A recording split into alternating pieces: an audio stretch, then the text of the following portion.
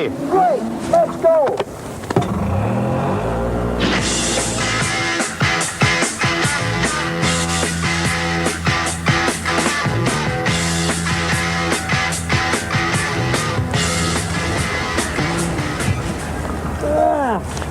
Right.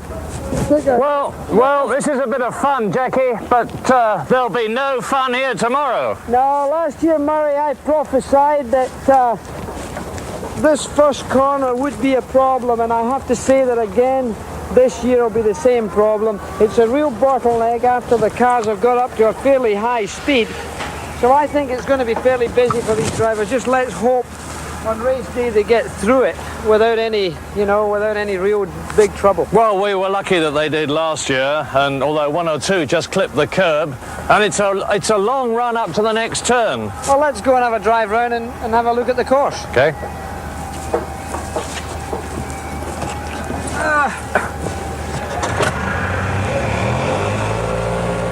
Right, and look at this. Here we are in the very early morning, and just look at all the medical facilities lined up. They're cleaning the track off for the cars to go out earlier on. Everything is in prime condition. I love the Australian architecture. You really do know you're in Australia. These metal roofs and that sort of colonial look that we have down here. And it's nice to see so many of them, but this right-hander amuses me here because this building here is a boys' school. They were at the junior school, Christian Brothers College. They're going to get a super view on race day. I bet they're not off of school that day. Here's another one of these lovely houses you were talking about. And look at that, you see. There's some money going to change hands there for those seats and tables. That looks like the prime spot for lunch. Now, look, as we go down here, you'll see that they've got shingle down here to stop the cars. And that's actually, I think, where Derek Warwick went off yesterday. We saw him being lifted away in the crane, still inside the car. Yeah, I've never seen that before. Murray, one of the nicest things for me in Adelaide is to pass the fruit market here. The architecture, the old building, it's so synonymous with Adelaide and Australia. You just couldn't be anywhere else. Now, I hope they don't ever take that down. And right next to it is the now famous Stag Hotel. Well, Murray, we're now just exited, I think, the most important corner on the whole racetrack, because if the driver makes a mess of that, this is the long straight we're going into now. If he loses a few hundred revs, he never catches them up. This is Decaturville Terrace, which has been renamed Brabham Street. And down at the bottom last year, if you remember, there was the one bump that was really worrying people, and we were actually getting sparks. And typically, the Adelaide people have ironed that out, and it's almost as smooth as a billiard table. And as we come up to the hairpin here, I remember that last year you advised the organisers to move the barriers back to give them a greater runoff. And they have, I think, even increased it more since last year. And this is the tightest corner on the course, together with the racecourse hairpin that leads onto the straight. Yeah. And this of course, is where we turn sort of out of Adelaide in a way and into the racecourse. Now this is the final corner, and then we head down the pit straight. And what sort of speed do you think they'll be doing as they go past our commentary point on the left? Well, I should think they'll be up to around about 150 miles an hour again. Fantastic. And there they are, getting ready for the practice session. There's the Lotus team, the Brabham team, the Benetton team, and there's Alan Jones's lot. Yep.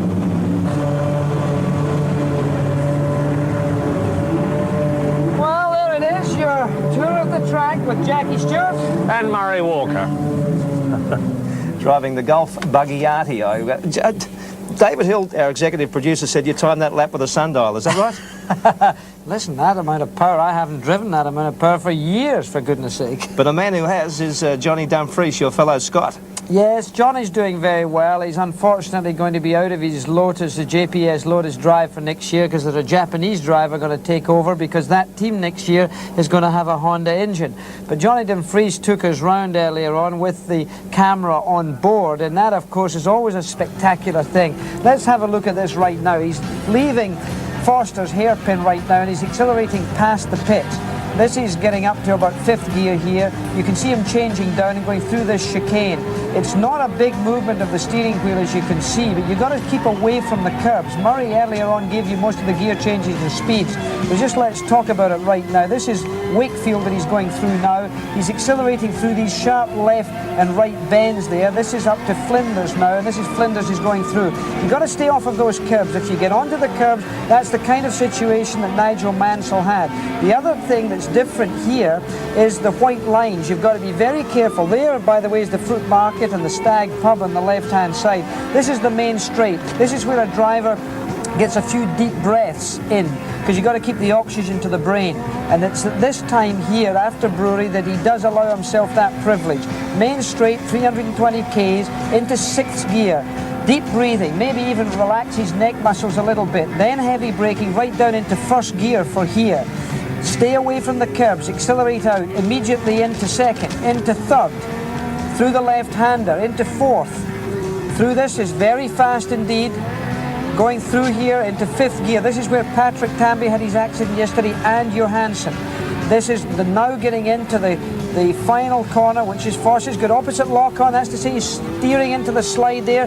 Full power he accelerates along with, about 850 to 900 horsepower that he's going to have in the race itself, and about 1200 horsepower when he's going to be qualifying it in not very far from now. So I think you're going to see this kind of performance later again from Johnny De Vries, a Scotsman. His colours always on there. He's got the St Andrews cross on his pit board. Makes the heart weary for Scotland. Well, Jackie, we've got about 35 minutes to go, and away they'll roar in that vital final qualifying session. We'll bring it to you live right here on Wide World of Sports.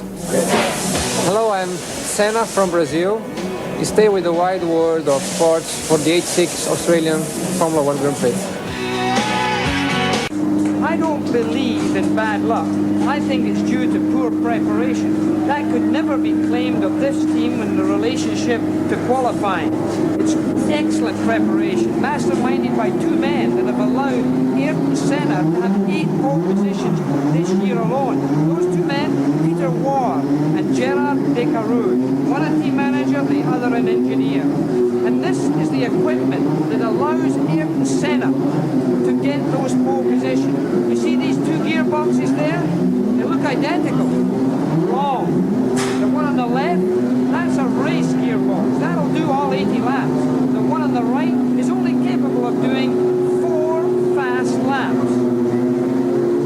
2 engines behind me. Look identical. There's parts missing from this one, but they look identical. Wrong. The one on the left is the race engine. It's going to do the full 80 laps. The one on the right is a 4-lap special. It produces about 1,200 horsepower. This one over here produces around 850 to 900 horsepower in the race. Then there are tyres. 2 identical tyres. Wrong again. The one on the left, that's the race tyre. It'll do more laps. This one here has a sticky compound. It only is good probably for a lap and a half to 2 laps of real hard driving by Ayrton Senna.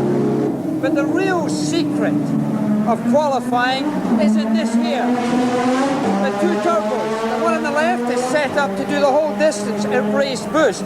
This little baby here is set up for those magic 4 laps. It's going to make that Renault engine produce that 1,200 horsepower, and frankly, it's going to burn out after only 4 laps. So turbo technology is really what it's all about. And just listen to that noise from a very noisy Lotus garage. Jackie Stewart reporting again. We'll be back in a moment for this vital final qualifying session for tomorrow's Australian Formula 1 Grand Prix. My name is Michele Alboreto. Stay watching the Adelaide Grand Prix.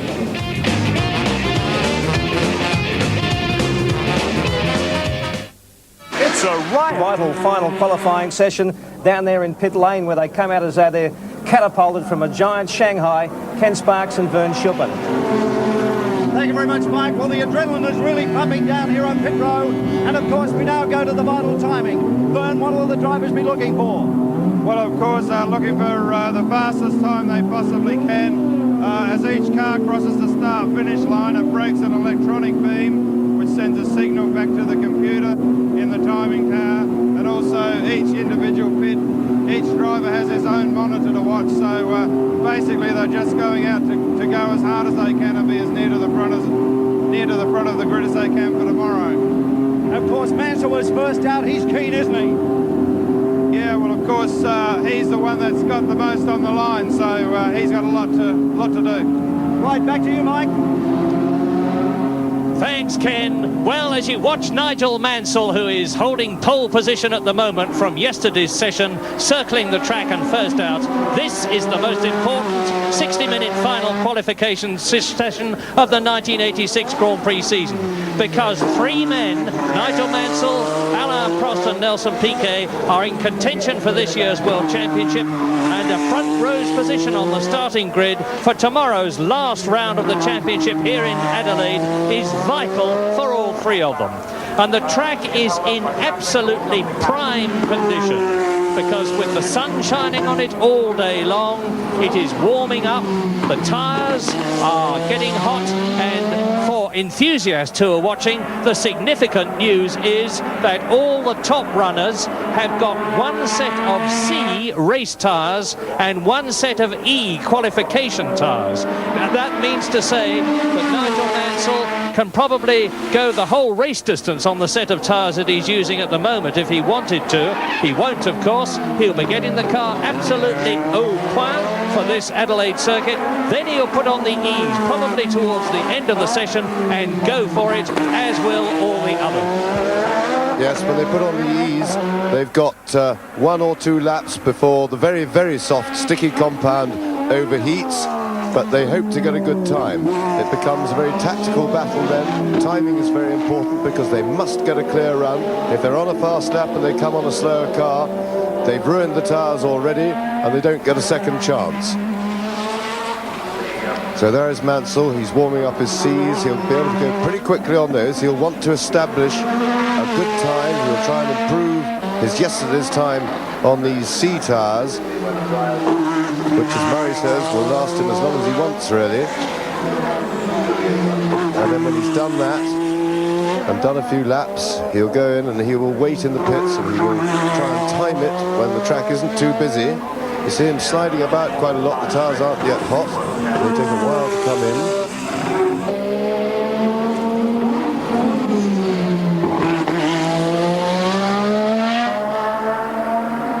And then down the long straight, they build up.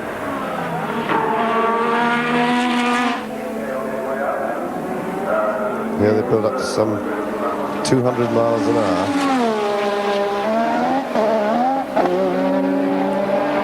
Mansell, he was weaving about. That's to try and get a little bit more heat into the tyres to warm them up.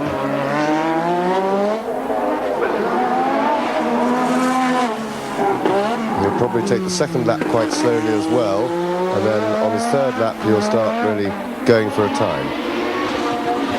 Nigel Mansell's fastest time yesterday, which gave him provisional pole position on the starting grid, was 1 minute and 19.255 seconds. But significantly, Alain Prost in the non-qualifying session this morning went round fastest of all time at Adelaide, 1 minute 19.121 seconds, which is some 4 seconds inside Keke Rosberg's 1985 lap record, and faster than Ayrton Senna's pole position time last year.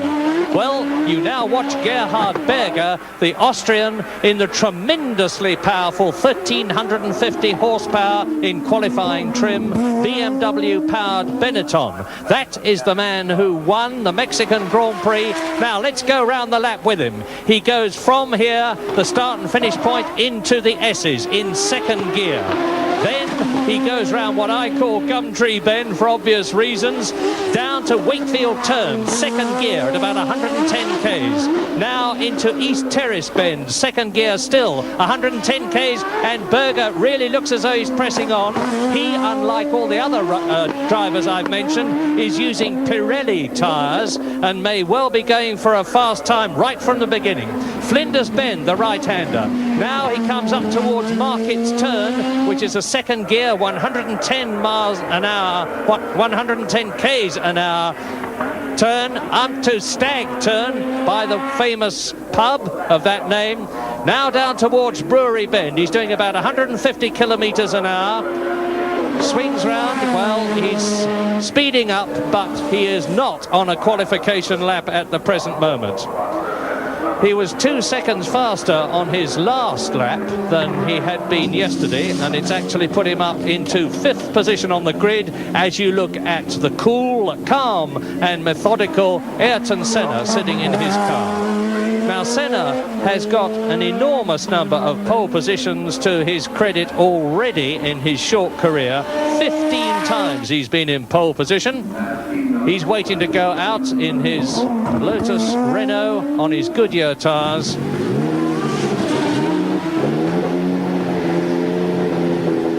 The Lotus pit crew getting him all ready. He's got one of the very latest Renault qualification engines behind him, which produce well over 1,200 horsepower. Now Berger's going for it. Watch him.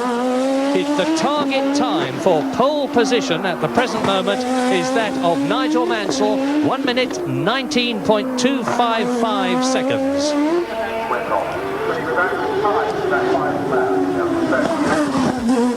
Yeah, Berger is definitely on a quick one now. He's already improved his time dramatically, making himself up into 5th place with a 1:20.5.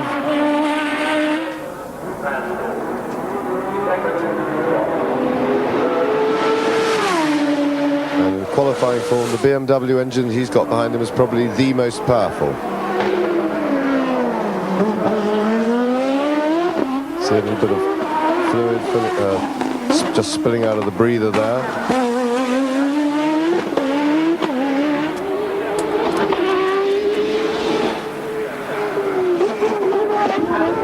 Hard on the brakes at the last hairpin and then on to full power down the pit straight. And that was just a little bit slower than his first lap this afternoon. We saw Ayrton Senna just now sitting in the pits. He would be waiting for the initial rush of traffic to die away. It's so important in this qualifying to get a clear lap. And the trick is to try and get out there when most of the other people have done their run and come in again.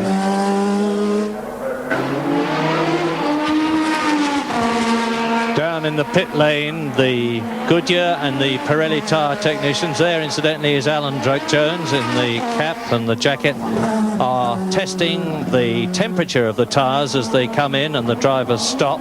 They stick a probe right across 3 points of the compound of the front and rear tyres, measure the temperatures.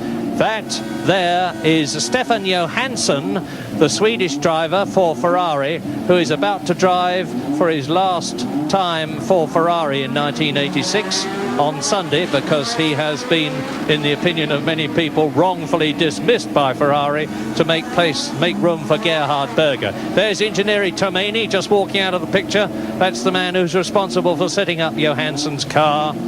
And the Swede crashed very badly yesterday in practice.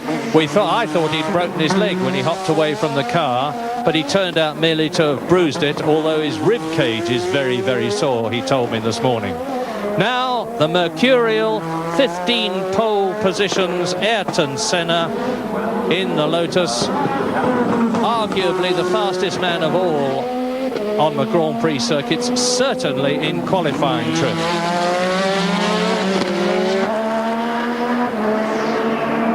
So we'll be back. Nigel Mansell in pole position yesterday is still there, and he's gone around faster than he did yesterday afternoon. You're now watching one of his main challengers for the World Championship and the race, his teammate Nelson Piquet in the Williams Honda. Now, at the present moment, Piquet is down to 4th position because René Arnoux, the little Frenchman who went so well in the non-qualifying session this morning, has moved him out and gone up to 3rd position.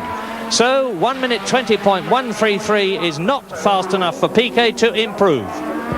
And an absolutely electrifying lap by Nigel Mansell puts him over a second clear of his rivals, and that is really a target to shoot at. Alan Prost went quicker than the 19.785 that you see captioned. He went quicker than that this morning, and that is one of the Benettons parked in the sand. It was Berger who's pulled off the road, so he'll be rushing back to get in the spare car as we watch Nelson Piquet. Nelson is on a quick lap. He's so far done a 20.1 this morning as we look at Keke Rosberg sitting in his car. And here's Piquet. He's got a problem, he's got traffic in the way. That won't help us that time. He had to take the inside line. He wasn't on the perfect line for that corner. That would cost him 2 or 3 tenths of a second at least.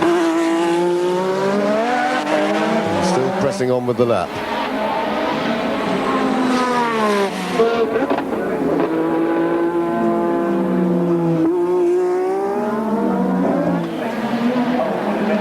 Full power past the start-finish line.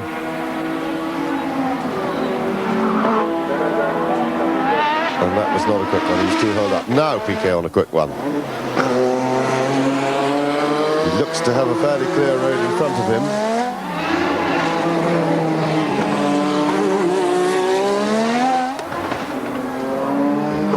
Got one slow car, but that was keeping well out of his way. So Piquet on a clear lap. Going for Nigel Mansell's incredible time of 1 minute 18.403.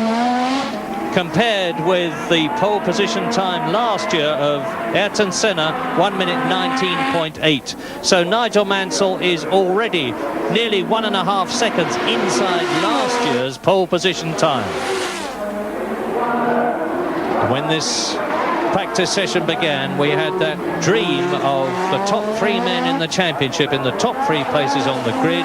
It's still Mansell leading, but now Senna has gone up to second position on the grid with a time of 1:19.6, and as Piquet is coming up towards the completion of his lap, going for 1:18.4, the order is Mansell, Senna, Prost. 1:18.4 is what Piquet's after. And he is 1.2 seconds outside that electrifyingly fast lap of Nigel Mansell's. I remind you again that all the top men at the present moment, including Piquet that you have just seen, Senna that you've just seen, and Alain Prost there, are starting their practicing on C-compound full race tyres, which are not as fast as the E-compound qualifiers, which they can and will be using later on in this session. So if we have got 1:18.4, I should think we're going to see a considerable improvement on that later. Yes, but that will do a tremendous amount for Nigel Mansell's confidence. Obviously he's under some pressure here, and that must surely relax him up a lot to have posted such a good time so early on. Alain Prost has come out earlier than he usually does. He normally waits for a good 15 minutes into the session waiting for traffic, but he's been ousted from the second place he had yesterday. He's now down to 4th because Senna and Piquet have just ousted him, and Prost is already going for it. And there is Nigel Mansell sitting coolly in his car, looking at the lap times monitor temporarily positioned in front of him, with the knowledge that he is 1.2 seconds faster than Ayrton Senna, who is the nearest man to him. A quite incredible performance. Alain Prost, as James said, out much earlier than usual, going for it. 1:18.4 the target. His fastest time yesterday, 1:19.8.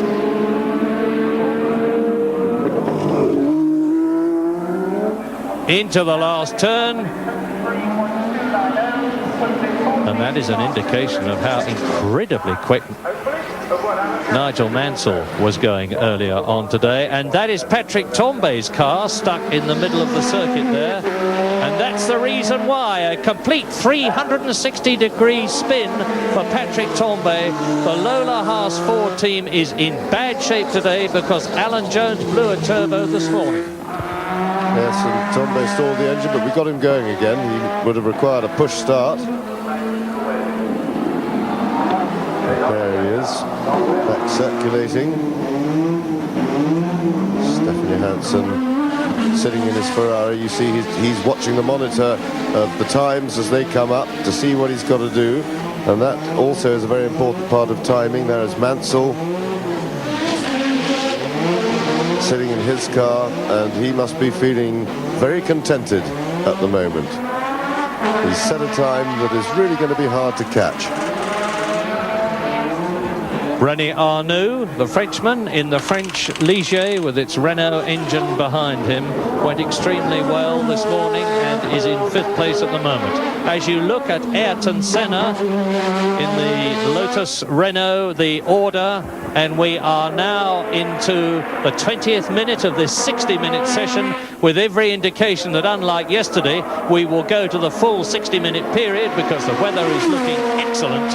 It's Mansell number 1, Senna number 2, Piquet number 3, Prost number 4, Arnoux number 5, and Gerhard Berger, the Austrian, in 6th position. And Ayrton Senna on, I suspect, still the C compound race tyres, chasing Nigel Mansell's incredible fastest lap so far, 1:18.4.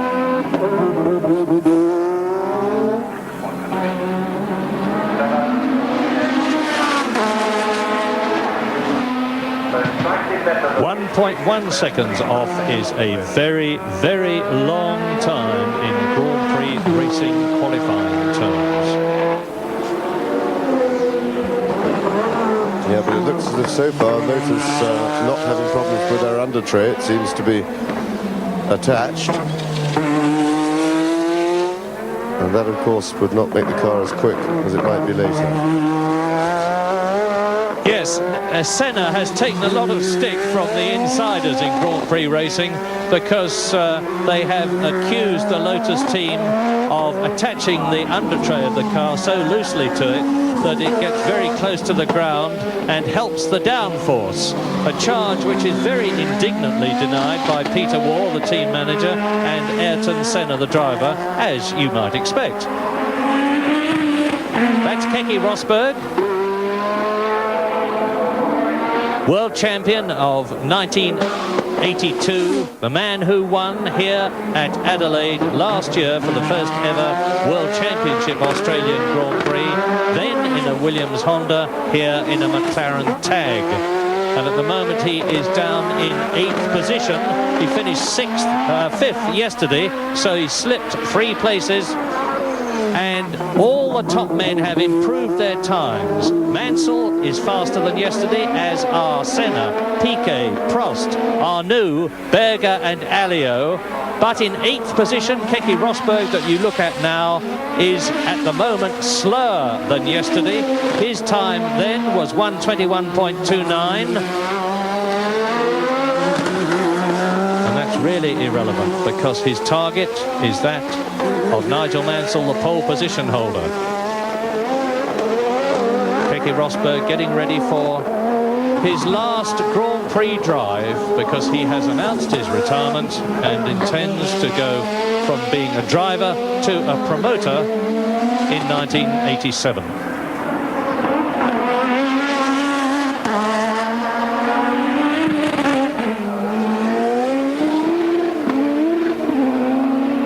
As Keke Rosberg approaches the end of the lap, Nigel Mansell is going out again. It is now the 22nd minute. I suspect that Mansell is still on his C race tyres. They'll be leaving the fitting of the qualification tyres till the very last moment, commensurate with there not being a lot of traffic on the circuit that would slow them down. 1:18.4 is Rosberg's target. I just have a sneaking suspicion that Mansell and his Williams team might have done a clever flanker and sent him out on qualifiers on the E compound tyres straight away to post that time, because the others seem to be having that much of a problem getting anywhere near it at all. And an 18.9 for Ayrton Senna. So Ayrton Senna in 2nd place, he improves his time, but he's still half a second away from Nigel Mansell. But I think maybe Mansell has already used his qualifiers. He can also make a combination of the two. He can use on the right-hand side of the car, the tyres do less work, so the qualifiers from that side could move to the left-hand side of the car, and a set of C's go onto the right of it. They have two sets, but they can juggle the individual tyres around. 36 minutes to go of this vital qualification session. Join us again soon.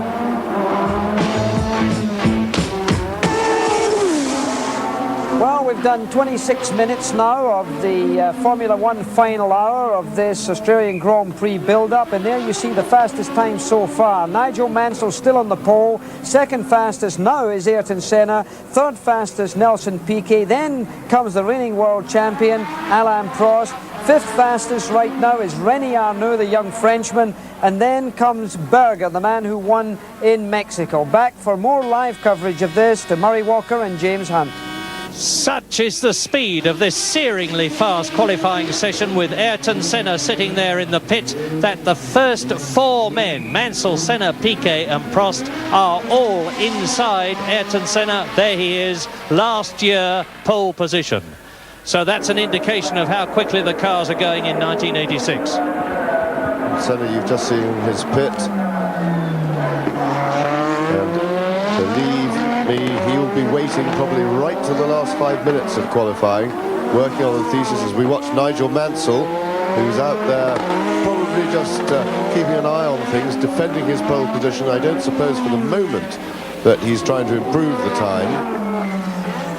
But Ayrton Senna does specialise in the last 5 minute run, and that's quite sensible here because this track is getting more and more rubber down on it all the time, and that tends to make the track quicker and grippier.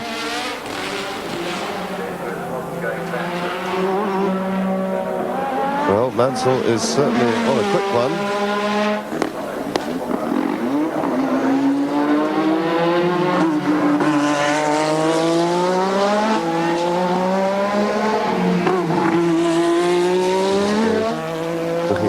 And tidy now.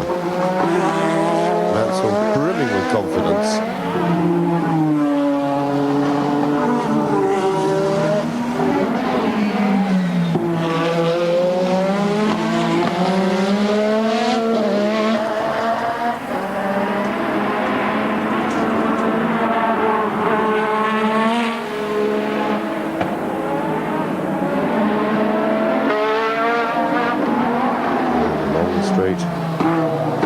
Circuit, knocking it up to 200 miles an hour, then hard on the brakes,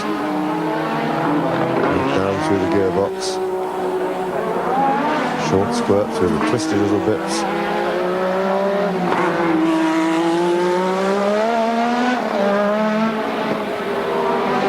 There's Keke Rosberg in front of him. He's just warming up tyres, but he for sure will have seen Mansell coming and will give him the space he needs. That certainly wasn't a quick one.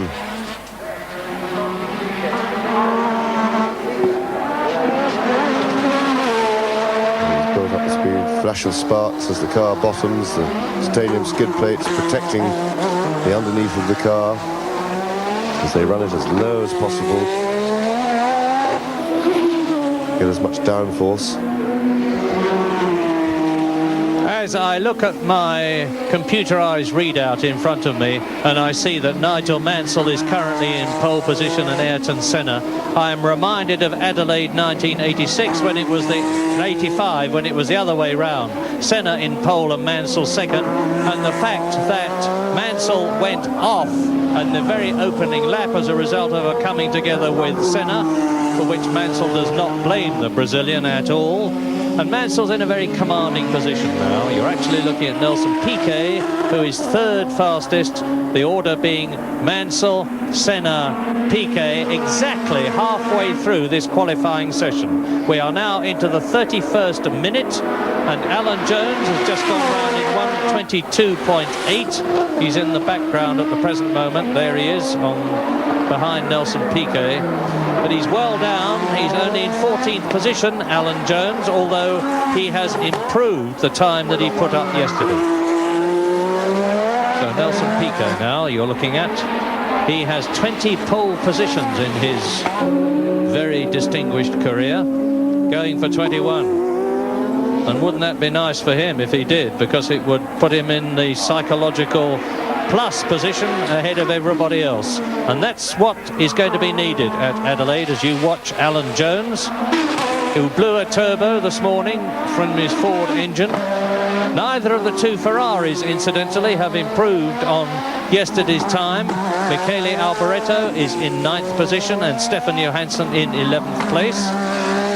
Philippe Alliot, who is 8th, has not improved. And with Alan Jones building up to go for a quick one, the order remains in the 32nd minute. Nigel Mansell, pole position. Senna, 2nd. Piquet, 3rd. Both the Williams Hondas in the top 3. Prost in 4th position, and he needs to improve if he's to keep his World Championship hopes alive at the start of the Australian Grand Prix. Arnoux 5th, Gerhard Berger 6th. It's interesting to see that. Alan Jones clearly started that as a quick lap. For some reason he was unhappy with it, and so what he has to do is to slow right down to cool the tyres down. When you commit to a quick lap, you can't do too much on these tyres. They don't last very long, and so you've got to either go for it or keep them cool. He started quickly, saw that he wasn't happy. Now he's slowing it down, and he'll build up his speed at the end of the lap. For the last corner, he'll take that as hard as he can to get a good slingshot across the start-finish line. And no, he's decided to come in. So Jones into the pits. There's Ayrton Senna looking fixedly at the screen with the readout of the lap times, waiting to time his final attempt. The man talking to him is Steve Hallam, who is his race engineer. Between them, these two, as in every other team, have to be jointly responsible for setting up the car. Senna, of course, has the experience from driving it, and he will translate that to Steve Hallam, who, in consultation with his driver, will ensure that the car is modified as necessary to give it the maximum speed on the circuit. This is Stefan Johansson, Ferrari. Going well in spite of the bad knock that he had in practice yesterday.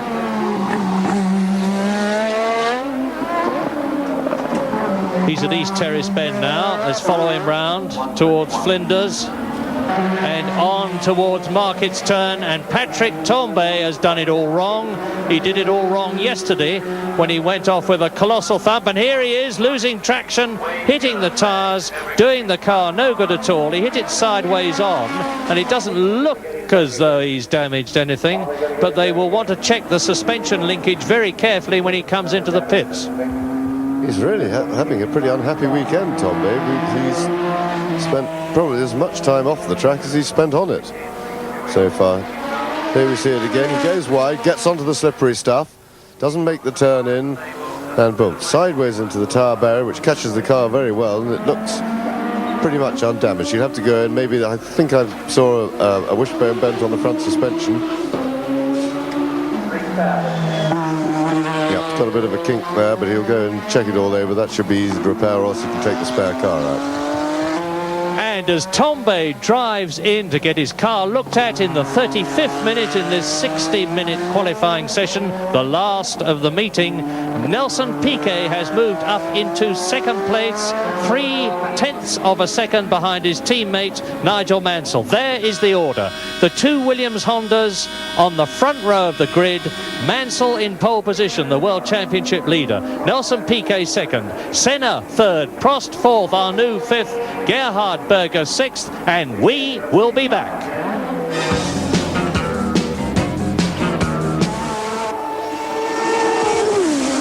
This is Channel 9's Wide World of Sports, the continuing coverage of the Foster's Australian Grand Prix, the final hour of practice. Fastest is still Nigel Mansell, second fastest is Nelson Piquet, third is Ayrton Senna, fourth Alain Prost. 5th, René Arnoux, and 6th up into that leaderboard is Alio. 37 minutes completed so far of this 1 hour, the final hour. Back to Murray Walker and James Hunt. Back for the final session of this FIA World Championship preparation session here. And there is Derek Warwick, who again had trouble this morning. He was craned off the circuit yesterday. He had trouble with his tremendously fast but unwieldy and ungainly Brabham BMW this morning. The Englishman not terribly happy. He is using Pirelli tyres, unlike most of the others who are using Goodyear tyres. But the Pirellis went extremely well in the Australian Grand Prix last year. And now, with this 60-minute session in its 38th minute, and Philippe Streff in the wall, the order is Mansell, Piquet, Senna, Prost, Arnoux, Berger. Those are the top 6. And Nigel Mansell is proving so wrong those people who didn't think he'd got what it takes. 5 wins this year, leading the World Championship, still in pole position, and 0.3 of a second ahead of Nelson Piquet, his teammate. I don't think there is going to be any problem over the positioning of Streff's car. Sometimes the practice has to be stopped if the car is adjudged to be in a dangerous position. But Streff got it tucked up against the wall. We'll probably see where it is soon in relation to Michele Alboreto, the Ferrari team leader. Very unhappy man this season because the Ferrari has handled so badly that the Ferrari team have appointed a new designer for 1987. No less a man than John Barnard, who designed the tremendously successful McLarens. Alboreto is still in a position of not being able to improve his yesterday's time, as is his teammate Stefan Johansson. So the Ferrari's in bad shape. Yes, that's what happens, or tends to happen, when you've got an unwieldy chassis. They've been fiddling with the car. The circuit is clearly quicker today. Everybody else is improving their times, and yet the Ferrari engineers are juggling about to try and get their car right, and they're probably groping in the dark a bit, and it would appear that they've gone the wrong way in their settings.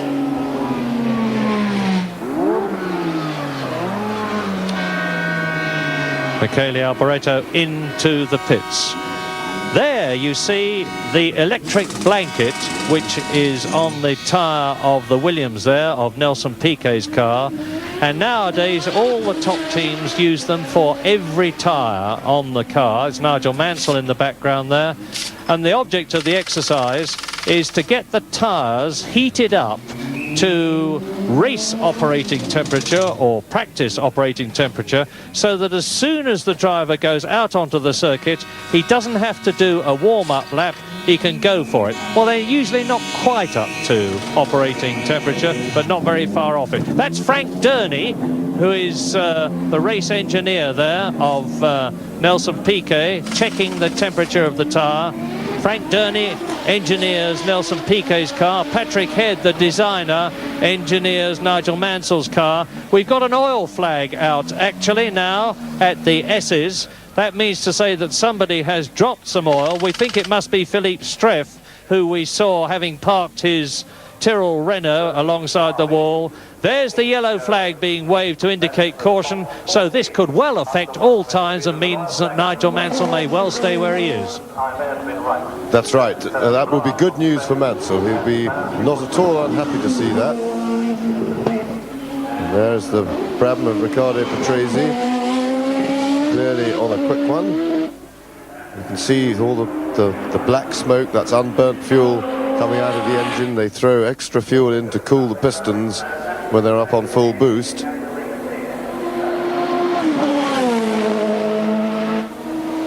he has in fact decided he doesn't want to do a quick one and has slowed it right down again.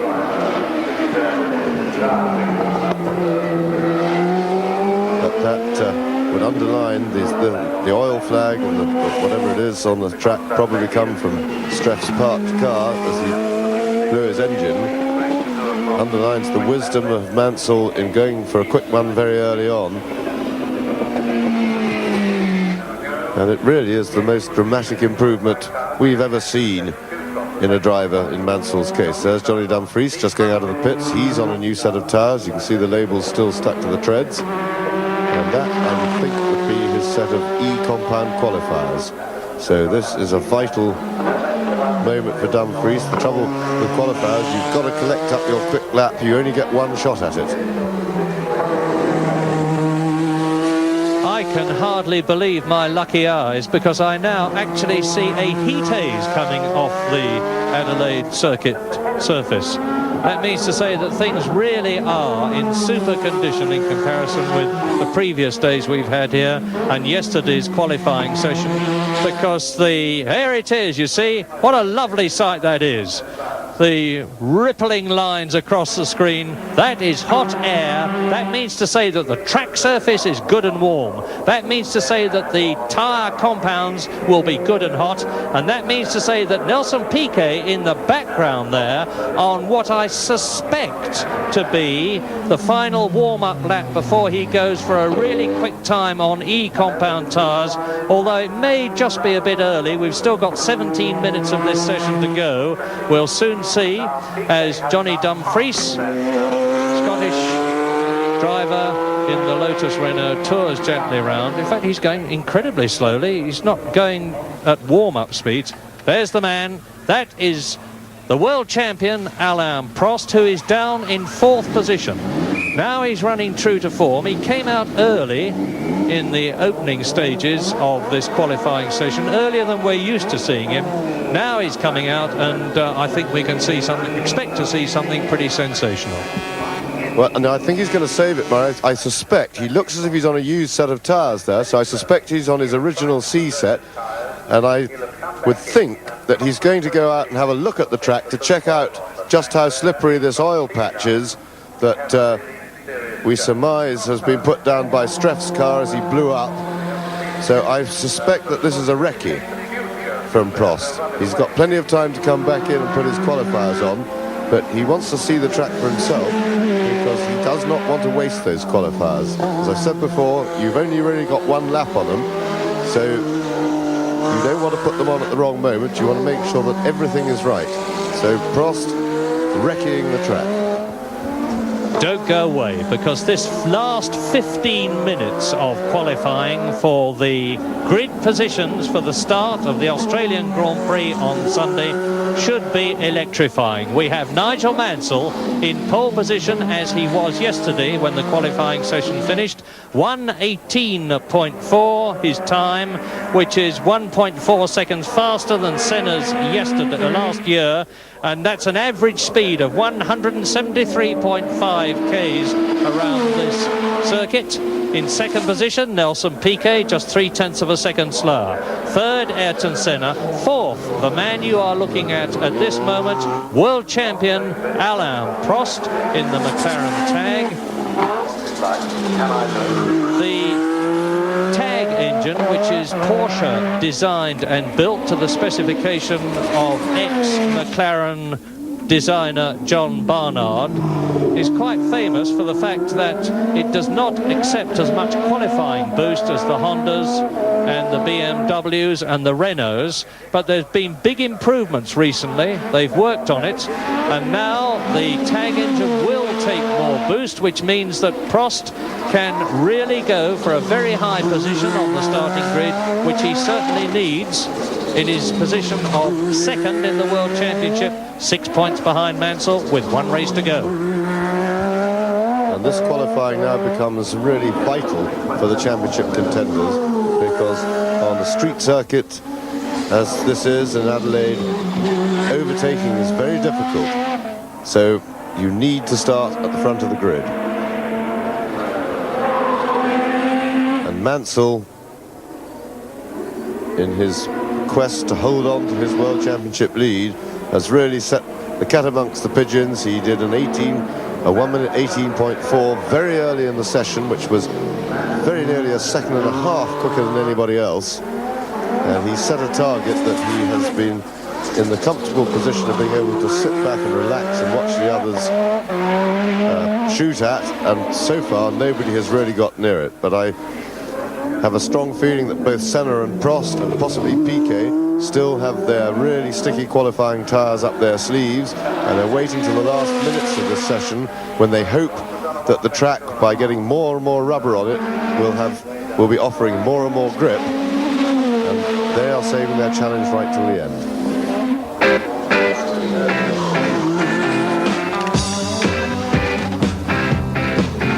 Only 10 minutes to go in this final hour for the Foster's Australian Grand Prix qualifying, the final hour. The fastest times as follows. Fastest still, Nigel Mansell, leader of the World Championship. Second, his own teammate, Nelson Piquet from Brazil. Third from Brazil also, Ayrton Senna, the man that you still got to look for. He could put a quick one in the final minute. Then Alain Prost is fourth fastest in his Marlboro McLaren. Fifth fastest is still René Arnoux, the little Frenchman. And sixth, the man who won the Grand Prix of Mexico, that is Gerhard Berger. He's stolen into the top six. With less than 10 minutes to go, let's go back to Murray Walker and James Hunt. And you look at René Arnoux, the Frenchman, in his Ligier Renault, as Ayrton Senna gets ready to go out on the track, this time surely on the E-Compound qualifiers. Nigel Mansell holding pole position, 1 minute 18.4, the fastest ever at Adelaide. Alain Prost sitting there in the pits. It is all getting very exciting indeed. Yes. See the shots of the drivers there just getting into their cars. We've had very little change in the times for the last 20 minutes or so, but it's these final minutes now that the big push will come. They have 2 sets of tyres each, that's all they're allowed for this session. All the teams have chosen one raced, soft race type compound tyre and a super soft qualifying tyre. And most of them will have saved their super soft qualifying tyres now for the last 5 or 10 minutes of the session. 8 minutes to go. I wonder if the super soft tyres are going to compensate for the fact that there is definitely oil on the track from, I suspect, Philippe Streff's broken Tyrrell Renault, which must be slowing things up a bit. We've been looking at the times consistently, and we think now that that is Nigel Mansell certainly on his qualifiers. Now, I have a system of operating at Grand Prix, and I always, when the last session begins, write down the people who have occupied the pole position since the session began. Only one name appears on that list today, and there he is. Nigel Mansell started in pole position from yesterday's qualifying session, went round quicker today than he did yesterday.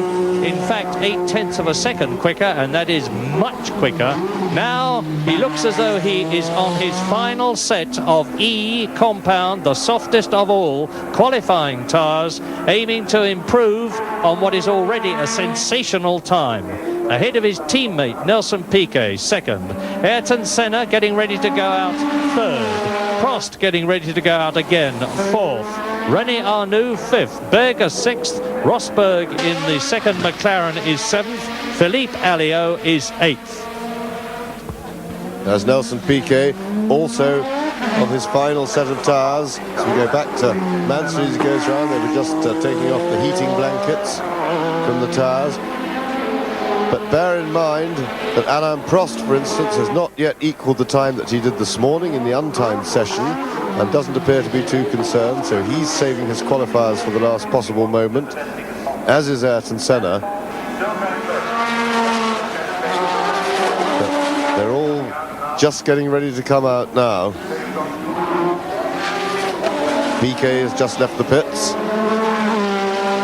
Mansell still warming his tyres up. He'll be taking it quite carefully. He doesn't want to overheat them or waste them. It's absolutely vital to have put exactly the right amount of work into the tyres, not too hot, but warmed up to the right temperature as you start your flying lap. It's a one-shot business. You've got one really good lap at it before the tyres lose performance. It's vital to get it right. He also has to look for space on the track. He wants a good gap in front of him so that he doesn't come on any slower cars.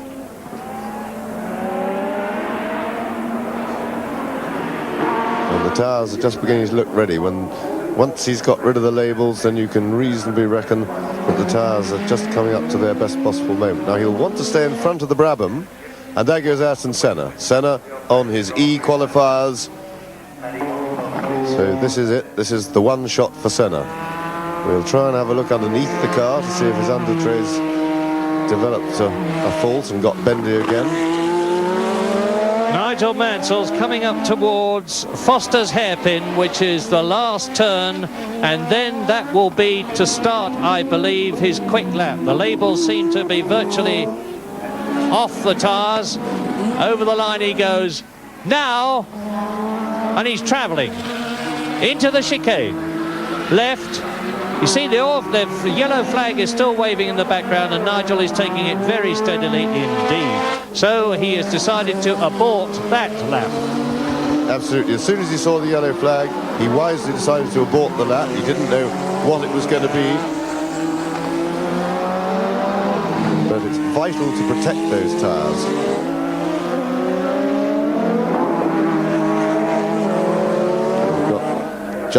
Just over 4 minutes to go. There is Ayrton Senna building up also. Still, Mansell, Piquet, Senna, Prost, Arnoux, Berger, and the oil flags and the yellow flags, I won't say may have saved Mansell, because he looked invulnerable. 1:18.4 is sensationally fast. He has resisted the pressure which has been increasing on him ever since he took the World Championship lead by winning superbly the British Grand Prix at Brands Hatch this year. And it looks to me as though he is going into the start of the Australian Grand Prix, the last and most important round of the year for him, in the best place of all, pole position on the starting grid, but not if Ayrton Senna can do anything about it, because look at this, the Brazilian is really going for it. Oil or no oil, there's the sparks. He's got the minimum height on the car, the downforce is at its maximum, and Ayrton Senna, who is famous for his electrifying laps in the very closing stages of practice, with now 3 minutes to go, is on his way to try and take that pole position from Nigel Mansell, as he did last year. His target is 1 minute 18.4 seconds. Through the heat haze, there's a yellow flag at racetrack hairpin, which he's approaching as he comes down the Brabham Straight at some 320 kilometres an hour, taking Alain Prost. He's had to go offline and he's slowed right down. And you saw a smoking car on the right there. I couldn't identify it. Well, there's the Tyrrell of Streff, and it's one of the Zach speeds. It's Hugh Brotengatter. Well, that has really blown it, I think, for Ayrton Senna, because if, as I suspect, he's on his ease, he must be, it means that he's now got just about 2 minutes. It's not a question of time, because you can actually start your fastest lap literally seconds before the end of the practice session, and as long as you get across the line before the checkered flag appears, you are okay. But with some 1 minute 50 seconds now before the end of the session, and with the Zach speed and the Tyrrell of respectively Rotengatter and Streff parked by the circuit, Mansell is going very quickly indeed. He's got no need to in terms of protecting his pole position. Piquet has just started a lap. And there's Riccardo Patrese in the Brabham BMW. And that is Nelson Piquet. And Nelson is committed so far to a quick lap. Patrese makes room for him. He's got one more car in front of him. And this looks to me like the do-or-die effort from Nelson Piquet. You see how the rear end snapped out of line then. He just held it with a bit of opposite lock.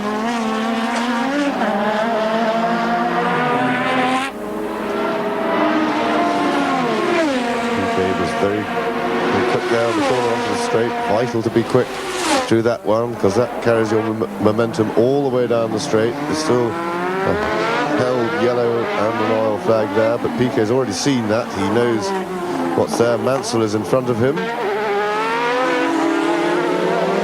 Moves out of the way.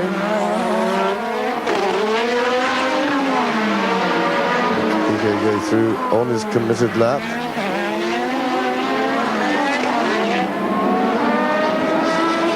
Nelson Piquet over the start-finish line and did not improve. But he's going for another quick lap. Alboreto makes room, leaves Piquet the racing line, and there is the checkered flag, but Piquet, remember, can finish this lap and it will still count. The athletic Glenn Dix leaps out onto the track, waves his checkered flag as only he can, and already Nelson Piquet is on a very quick lap indeed. No one can accuse Nigel Mansell of having balked him on the previous lap. I've never seen anybody get out of the way as quickly as he did. He fairly shot to the side of the circuit to clear it for his teammate. So, Nigel Mansell still in pole position. The practice session is officially finishing now with the checkered flag out. Nelson Piquet could just in the dying seconds not get pole position, I think, because he slowed right down.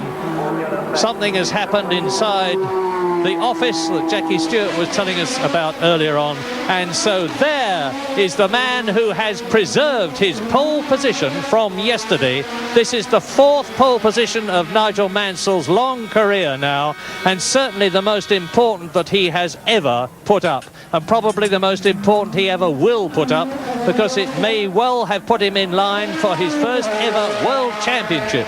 So at the end of this second 60-minute qualifying session, Nigel Mansell takes pole position. His teammate Nelson Piquet in the second Williams Honda is second. Ayrton Senna, who had pole position last year, is in third place in the Lotus Renault. Alain Prost is fourth, and that means to say that the three World Championship contenders, Mansell, Piquet and Prost, are all in the top four, and that is from where they need to be from their point of view. And a happy Mansell exits the Williams Honda confident for Sunday.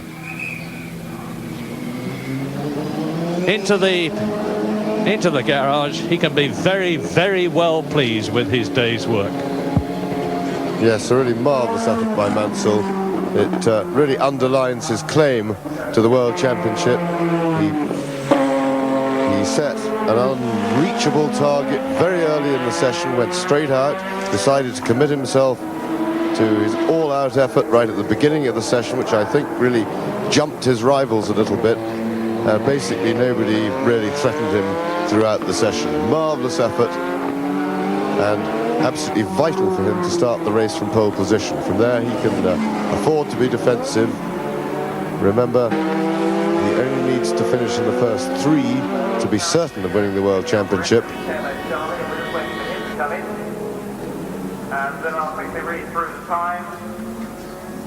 And starting off the pole certainly makes it a very, very good situation for that. Alan Jones finally qualified in 15th place with a 1:22.796.